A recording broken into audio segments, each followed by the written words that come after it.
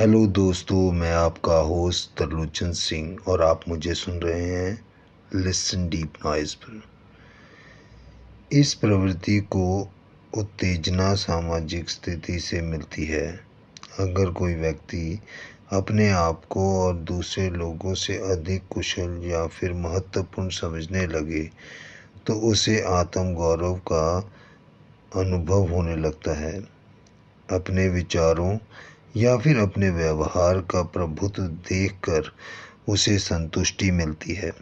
दूसरी ओर, जब व्यक्ति अपनी उपेक्षा किसी अन्य को अपने से अधिक महत्वपूर्ण समझने लगता है तो वह दैन्य प्रवृत्ति कहलाती है और इसी प्रवृत्ति के कारण दूसरों की विचारधारा, व्यवहार तथा समाज के बहुत से आदेशों, रंग ढंग व रीति रिवाजों को अपनाने लगता है।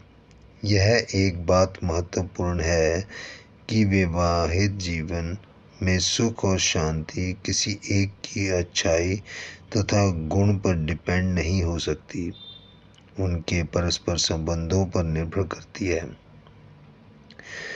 व्यक्ति की स्मरण शक्ति बहुत प्रबल होने के कारण अप्रत्यक्ष तौर पर भी उत्तेजन शक्ति का उपयोग कर सकने में सक्षम होता है।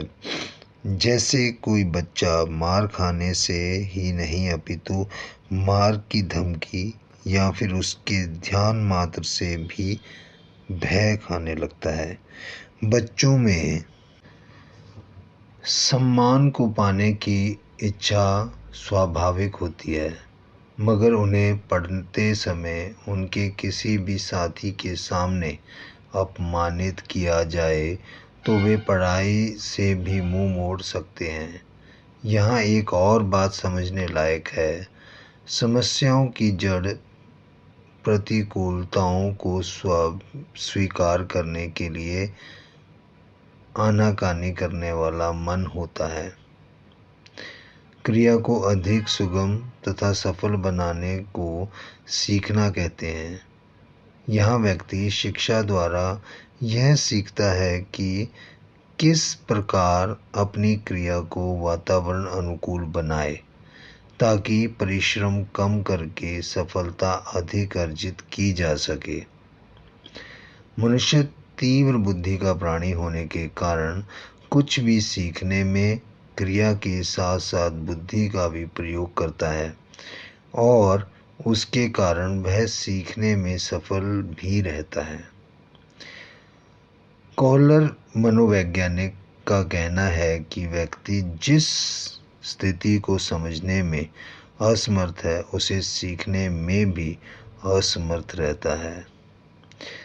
पावलोव की विधि के अनुसार यदि कोई बच्चा बार बार जिद करता हो और उसकी जिद पर ध्यान ना दिया जाए तो धीरे धीरे उस बच्चे की जिद करने की आदत छूट जाती है।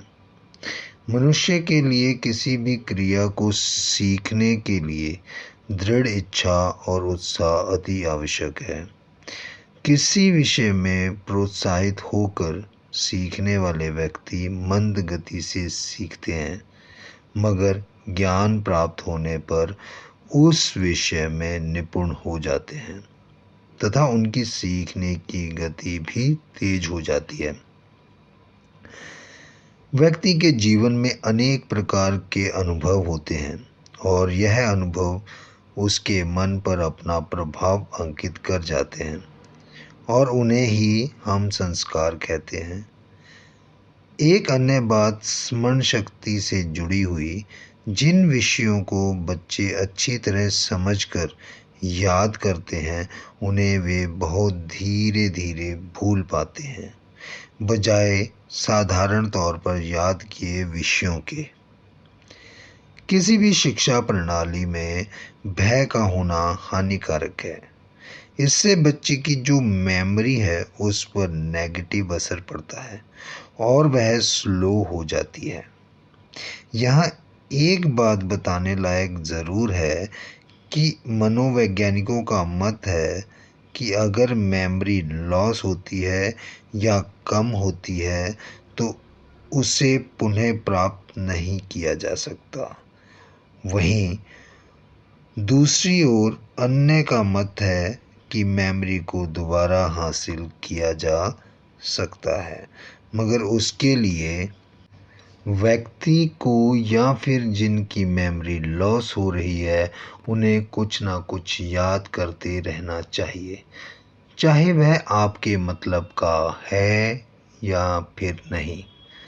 यहाँ एक बात हम और बता दें कि जिसमें उस व्यक्ति की रुचि अधिक होगी उसे वह अन्य विषयों के मुकाबले ज़्यादा जल्दी व आसानी से याद रख सकने में सक्षम होगा। सामाजिक प्राणी हम पहले ही कह चुके हैं व्यक्ति को।